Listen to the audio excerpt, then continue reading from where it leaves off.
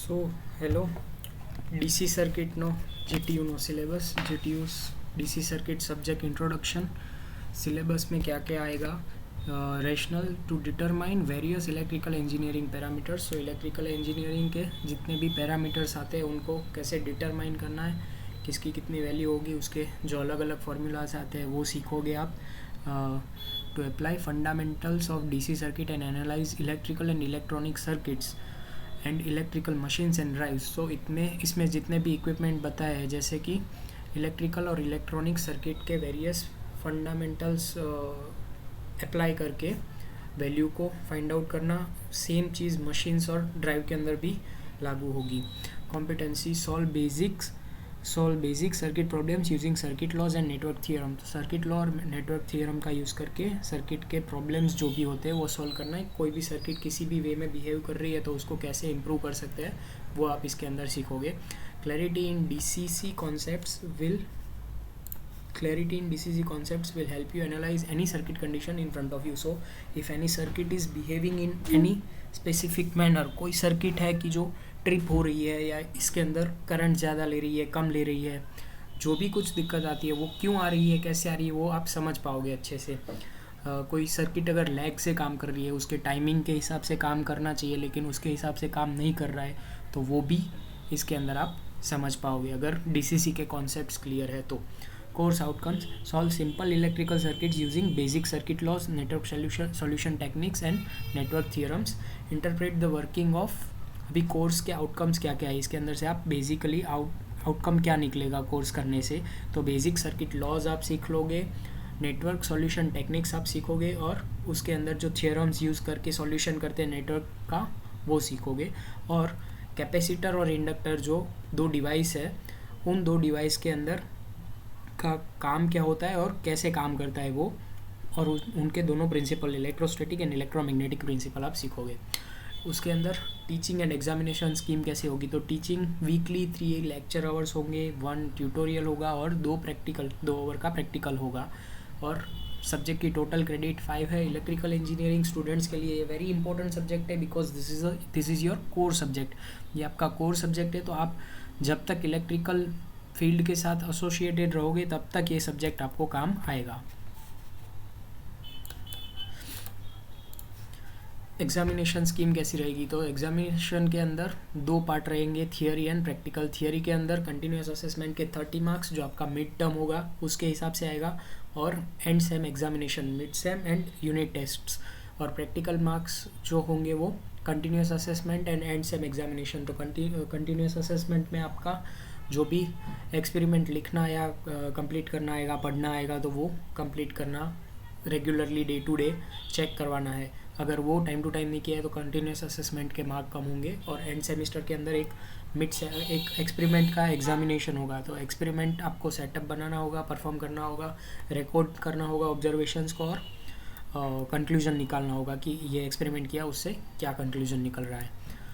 Suggested practical exercises. सो course outcome का एक सब कॉम्पोनेंट है practical outcomes, PROs।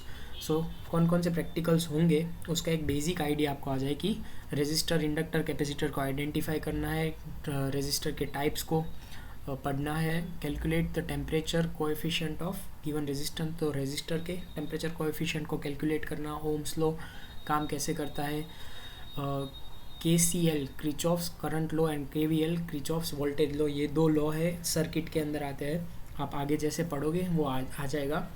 Major voltage current and resistance in given DC circuit, तो voltage current तो आप सबने सुना ही होगा उनको कैसे मेजर करते हैं और उनकी वैल्यू क्या क्या होती है। Find equivalent resistance of series and parallel connection, superposition, Thevenin maximum power transfer theorems, capacitor series parallel और सीरीज पैरेलल के कॉम्बिनेशन में हो तो उसका इक्विवेलेंट वैल्यू कितना होगा वो, various RC time constant,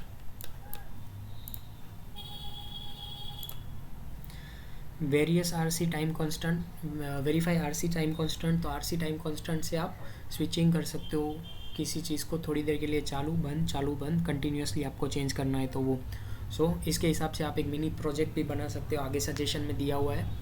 batteries in series and parallel, तो बैटरीज है उनको सीरीज़ और पैरेलल में कनेक्ट करेंगे तो वो कैसे काम करेगी। minimum 14 practical exercises are to be covered in 28 hours. Suggestive list for performance indicators and weightage. So जो एंड में प्रैक्टिकल का एग्ज़ाम होगा उसमें किस चीज़ का कितना परसेंटेज वेटेज रहना चाहिए वो. So this is a suggestive list. इसके अंदर वेरिएशन हो सकता है but this is the best according to me. Preparation of the experimental setup. तो एक्सपेरिमेंटल सेटअप के अंदर आपको किसी भी एक्सपेरिमेंट करना है तो उसके अंदर कौन सा सर्किट डायग्राम आएगा, उसके हिसाब से कौन कौन से अपैरेटस चाहिए और उनको कैसे कनेक्ट करना है, इसका 20% वेटेज होगा.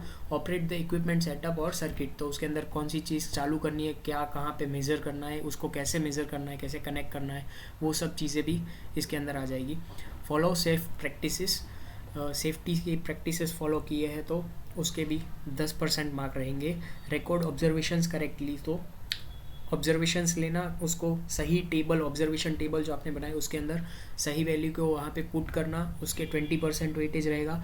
और this is the main part of the experiment कि interpret the result and conclude.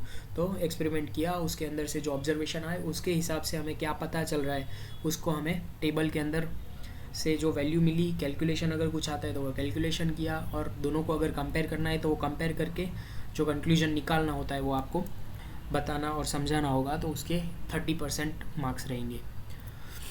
Major equipments और इंस्ट्रूमेंट रिक्वायर्ड. तो इस सारे एक्सपेरिमेंट्स के अंदर जनरली ये इक्विपमेंट्स यूज़ होंगे. वेरिएबल डीसी सोर्स और batteries, DC ammeter, volt meter and digital multimeter और LCR meter, stop watch, thermometer और temperature gun, rheostat 0 to 200 ohm, 0 to 2 ampere, linear slider type, resistors, capacitors and inductors, variable port, breadboard और study board. Affective domain outcomes. So इस सब चीज़ों को करने से आपके अंदर कौन कौन सी वैल्यूज़ इनकलकेट होगी. So you will be able to work as a leader और a team member, follow safety practices while using electrical appliances and practice environmental friendly methods and processes. environment related. so environment related आप friendly methods कैसी processes को use करोगे, वो leader की तरह और team member की तरह काम करना सीखोगे. मिनी प्रोजेक्ट है तो मिनी प्रोजेक्ट के अंदर आपको ग्रुप में काम करना होगा, तो उसके अंदर एक दूसरे के साथ कोऑर्डिनेट करके काम करना होगा. Safety practices while using. सो सेफ्टी कैसे रखनी है वो. Underpinning theory. नाउ थियोरी के अंदर कौन कौन से पार्ट्स आएंगे. सो यूनिट 1 के अंदर fundamental concepts of DC circuit. इसमें properties of the commonly used electrical engineering material. तो इलेक्ट्रिकल इंजीनियरिंग मटेरियल की कौन कौन सी प्रॉपर्टी होती है, कॉमनली यूज्ड जो मटेरियल है उनकी. रेजिस्टर्स के टाइप्स और रेजिस्टर पे टेम्परेचर की इफ़ेक्ट क्या होती है. Voltage, current and resistance in electrical circuit. और Ohm's law, Kirchhoff's voltage and current law to determine current and power in the given resistive circuit. Calculate work, power and energy in given electric circuit. तो work, power and energy को calculate करना, KVL, KCL के हिसाब से circuit के अंदर कहाँ पे कितना करंट और कितना वोल्टेज होगा वो आइडेंटिफाई करना. वोल्टेज, करंट और रेजिस्टेंस की वैल्यू ओम्स लॉ के हिसाब से कैलकुलेट करके पता करना. टेम्परेचर का रेजिस्टर के ऊपर क्या इफेक्ट होगा, और अलग अलग जो मटेरियल्स यूज़ होते हैं इलेक्ट्रिकल इंजीनियरिंग के अंदर वो मटेरियल्स की प्रॉपर्टी क्या क्या है वो पता करना. और Joule's law of electric heating और impact of using electrical source over the other energy sources on the environment. तो एनवायरनमेंट के अंदर क्या बेनिफिट हो, एनवायरनमेंट के अंदर क्या इफेक्ट होता है अगर आप इलेक्ट्रिकल सोर्स को यूज़ करते हो भी दूसरे किसी सोर्स को यूज़ करने की जगह. इसके अंदर कौन कौन से टॉपिक्स और सब टॉपिक्स आएंगे. तो electrical potential, EMF, current, power and energy, conductor, semiconductor and insulator properties and applications, resistor, inductor and capacitor, resistance, properties and practical applications, classification based on ohmic value and material, effect of temperature on resistance and temperature coefficient of resistor. तो वो temperature coefficient क्या होता है और temperature की resistance के ऊपर effect क्या होती है. conductance, conductivity and current density, Ohm's law applications and limitations, KVL, KCL, Joule's law of heating, power and energy, unit conversion from mechanical to electrical and vice versa, and impact of using electrical energy sources over the other energy sources of the environment. Unit 2 के अंदर network solution techniques. तो इसके अंदर आएगा node, branch, loop, mesh, open, closed and short circuit, ये क्या होता है. आप सबने सुना होगा शॉर्ट सर्किट की वजह से आग लग गई, लेकिन शॉर्ट सर्किट क्या होता है वो आप इस चैप्टर के अंदर, इस यूनिट के अंदर अच्छे से सीखोगे।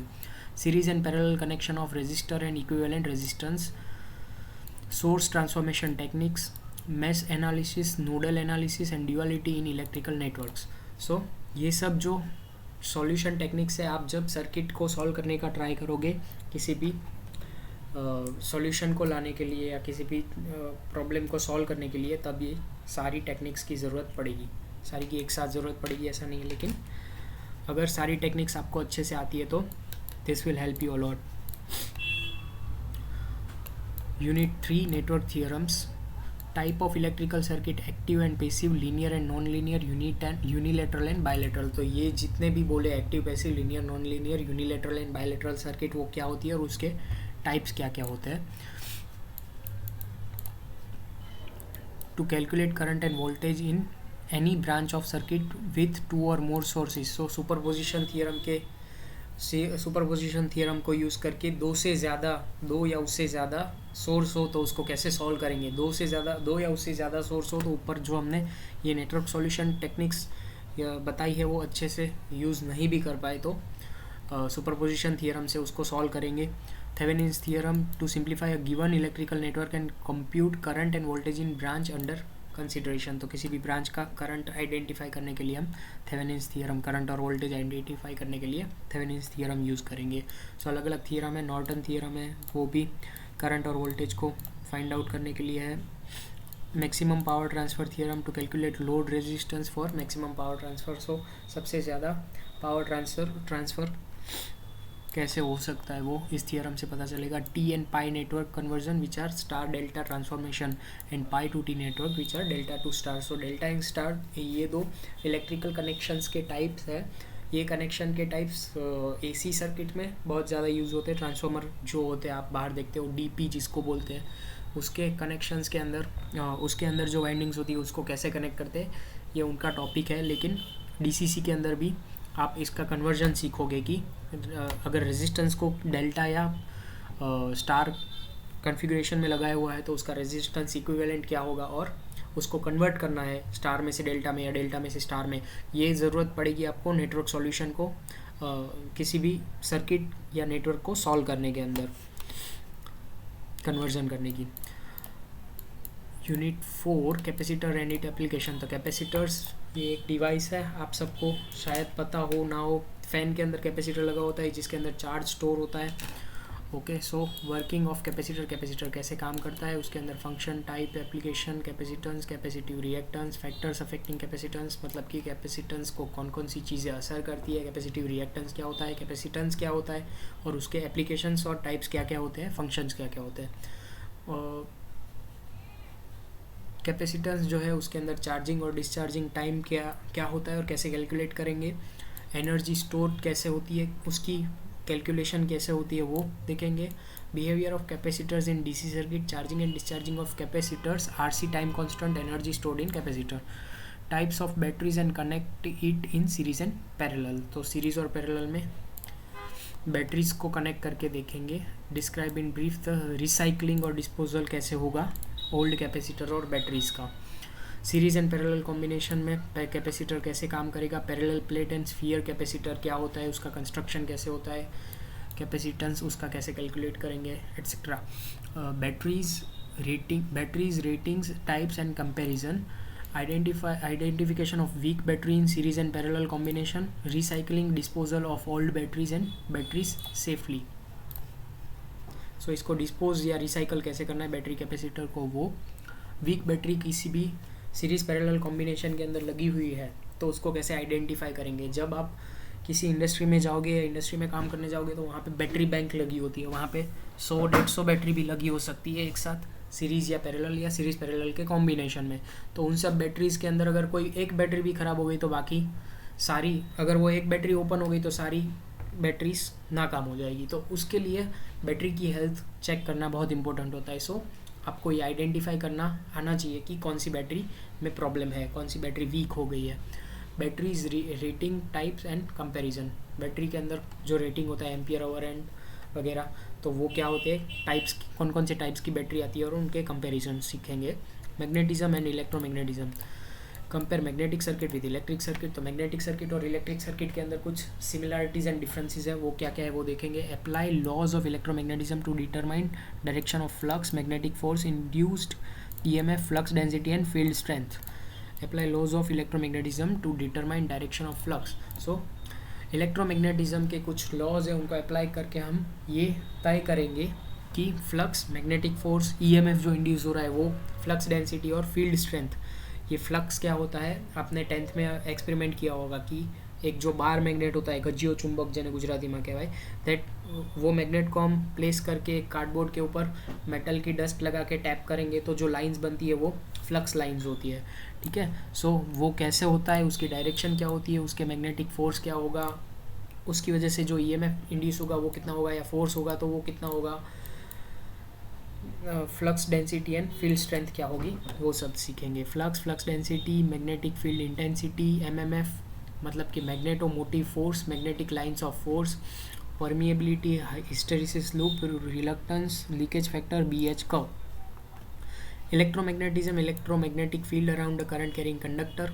सो कोई भी करंट कैरिंग कंडक्टर है उसके अंदर इलेक्ट्रोमैग्नेटिक फील्ड होती है, वो क्या होती है। इलेक्ट्रोमैग्नेटिज्म के और कौन कौन से कॉन्सेप्ट्स है, फेराडीज लॉ ऑफ इलेक्ट्रोमैग्नेटिक इंडक्शन, ये सब आपने फिजिक्स के अंदर पढ़ा हो तो शायद आया होगा 10th के अंदर। Fleming's right hand and left hand rule and Lenz's law.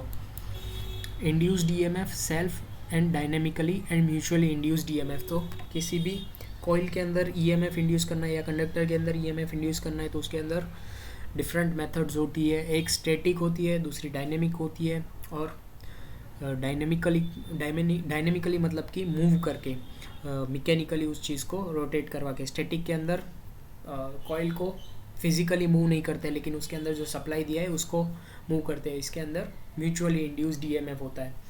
सो वो क्या होता है और उसकी application. Self and mutual inductance, inductive reactance, coefficient of self and mutual inductance. So self और म्यूचुअल इंडक्टेंस क्या होता है, इंडक्टिव रिएक्टेंस क्या होता है, कोएफिशिएंट क्या होता है सेल्फ और म्यूचुअल इंडक्टेंस का, और inductance in series and parallel. So inductor है उसको हम सीरीज या पैरेलल में कनेक्ट करेंगे तो उसके इंडक्टेंस की इक्विवेलेंट वैल्यू क्या और कैसे होगी उसका calculation. Inductors, functions, types, construction and application. Energy stored in inductor, so energy store कितनी होगी उसका कैलकुलेशन। इंडक्टर का फंक्शन, टाइप्स क्या क्या होते हैं, कंस्ट्रक्शन और एप्लीकेशन, उसको कहाँ कहाँ पे यूज़ करते हैं। Inductor in series and parallel जो हमने ऑलरेडी डिस्कस कर लिया, ओके। सो अभी सजेस्टेड स्टूडेंट एक्टिविटीज़, स्टूडेंट्स को क्या क्या एक्टिविटीज़ करनी होगी, तो क्लासरूम और सजेस्टेड है, सो दिस इज़ ऑप्शनल। आप ये करोगे तो आपके लिए बहुत अच्छा रहेगा, एंड मेरे स्टूडेंट्स के लिए तो मैंडेटरी है।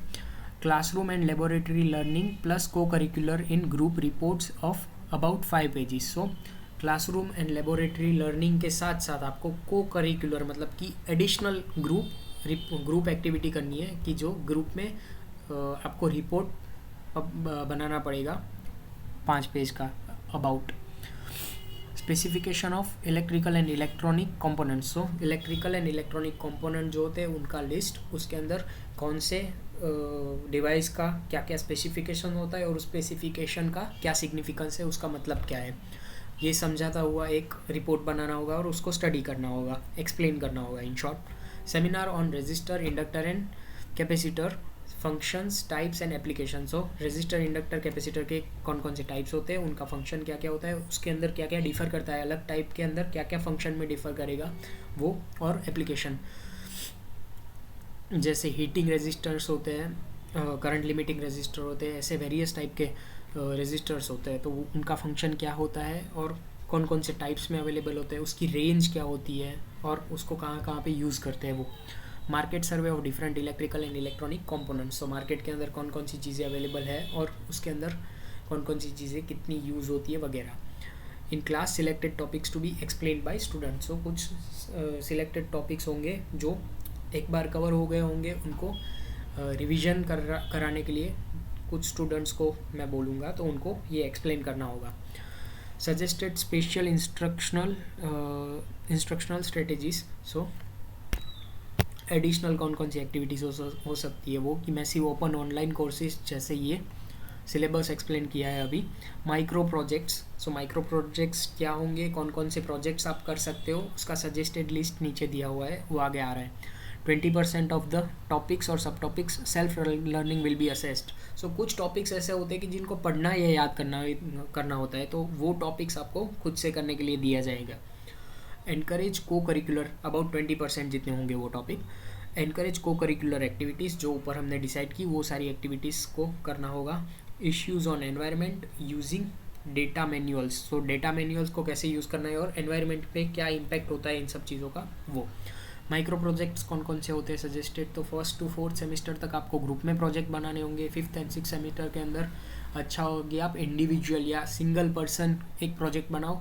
इससे आपको सेल्फ क्रिएशन, मतलब खुद से बनाने का, प्रॉब्लम सॉल्व करने का एटीट्यूड आएगा एंड ये सब डेवलप्ड होगा। डरने की ज़रूरत नहीं है इसके अंदर, डोंट बी अफ्रेड। आपको अगर अकेले कर रहे हो तो आपको टीचर्स की, दूसरे फ्रेंड्स की, यूट्यूब की, गूगल की, ये सब हेल्प आप ले सकते हो।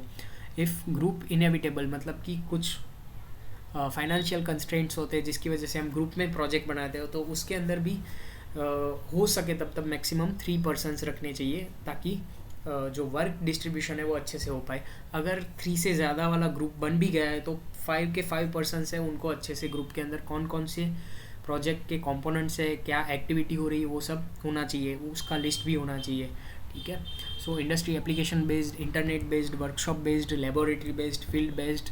इसके अंदर एक और मिस हो गया कि एजुकेशन बेस्ड। सो 1st 2nd के अंदर आप सिखा पाओ, दूसरों को अच्छे से एक्सप्लेन कर पाओ, अच्छे से डेमोन्स्ट्रेट कर पाओ, ऐसा प्रोजेक्ट भी आप बना सकते हो। Should encompass 2 or more COs, integration of PROs, UOs and ADOs। So जो आगे आपने देखे यूनिट आउटकम्स, प्रैक्टिकल आउटकम्स और कोर्स आउटकम्स, तो प्रैक्टिकल आउटकम और यूनिट आउटकम के किसी भी 2 टॉपिक को मर्ज करके आप बना सकते हो। Students to maintain dated work diary of individual contribution in project work, this is a very good component. आप एक प्रोजेक्ट बना रहे हो तो अगर ग्रुप में भी बना रहे हो तो भी एक डायरी मेंटेन करो कि किसने कौन से टाइम पे क्या कंट्रीब्यूशन किया और क्या क्या प्रॉब्लम्स आपने फेस किए। सो ये अगर आप एक जर्नलिंग करोगे तो उससे आपका क्लैरिटी भी आएगा प्रोजेक्ट के अंदर, और आप अच्छे से प्रोजेक्ट कर पाओगे, एक्सप्लेन भी अच्छे से कर पाओगे। और अगर आप लास्ट में जो प्रोजेक्ट का एक्सप्लेनेशन देना है उसके लिए बैठे हो तो आप उसके अंदर भी ये बता पाओगे कि हमने ये प्रॉब्लम्स फेस किए और उसको हमने ऐसे ऐसे सॉल्व किया। अगर ये जेन्युइनली आप बताओगे तो सामने वाले को लगेगा कि नहीं, आपने मन लगा के सच्चा काम किया। आपका प्रोजेक्ट अगर एक्स्ट्रा ऑर्डिनरी नहीं भी होगा लेकिन आपने उसको एक्सप्लेन अच्छे से किया है, उसको आपने अच्छे से अंडरस्टैंड किया है, तो उसका मार्क्स जो आपको मिलेगा वो अच्छा मार्क्स मिलेगा और वो आगे भी आपको काम आएगा। ऐसा नहीं सिर्फ मार्क्स के लिए, लेकिन आप आगे किसी इंडस्ट्री में कहीं पे भी काम करने जा रहे हो, अपना खुद का कुछ स्टार्टअप कर रहे हो, तो उसके अंदर भी आप ये एटीट्यूड ज़रूरी है कि आप सारी चीज़ें नोट डाउन करते रहो और उसको कैसे सॉल्व करो। इसका एक और बेनिफिट भी होता है कि आगे जाके आप 3, 4, 5, 7 साल बाद जब पास आउट हो गए होंगे, उसके बाद कभी किसी चीज़ को सॉल्व करने का ट्राई कर रहे हो तो उसके अंदर आप रिफ़र कर सकते हो कि मैंने ये किया था, अगर आपने संभाल के रखा है सब चीज़ें तो। A seminar presentation of it before submission, so submission से पहले आपको उसको प्रेजेंट करना होगा। इलेक्ट्रोमैग्नेटिज्म, अभी ये सजेस्टेड लिस्ट है कि माइक्रो प्रोजेक्ट्स आप कौन कौन से बना सकते हो, ये DCC सब्जेक्ट के पर्सपेक्टिव से। Electromagnetism build a basic model to demonstrate Fleming's right hand and left hand rule. So Fleming right hand and left hand rule को अच्छे से समझा पाए ऐसा एक 3D मॉडल भी आप बना सकते हो डेमोन्स्ट्रेट करने के लिए। Simple electric model to demonstrate mutually induced EMF। Mutually induced EMF कैसे जनरेट हो रहा है उसके लिए एक छोटी 2 कॉइल लगा के बता सकते हो कि यहाँ पे इतना सप्लाई दिया तो यहाँ पे ये वोल्टेज जनरेट हो रहा है। उसका कैलकुलेशन और इंडक्टेंस, म्यूचुअल इंडक्टेंस, वो सब कैलकुलेशन आप पढ़ोगे, वो प्रैक्टिकली कर पाओगे और उसको प्रैक्टिकल करके बताना है। स्मॉल हीटर, रूम और water etcetera with parameter calculation, तो एक छोटा सा हीटर बना दिया और उसके पैरामीटर को कैलकुलेट करके एक्सप्लेन किया, ये एक माइक्रो प्रोजेक्ट हो सकता है। Make demonstrable model of various type of resistor, capacitor, inductor, the types, application based on types and ratings etcetera. So demonstrable model बना सकते हो जिसके अंदर अलग अलग टाइप के रजिस्टर, कैपेसिटर, इंडक्टर और उसके types, application based on types and ratings दिखा सकते हो। ये को करिकुलर एक्टिविटी में हमने देख लिया already. DC sources and application, use toy motor and batteries to make any moving toy.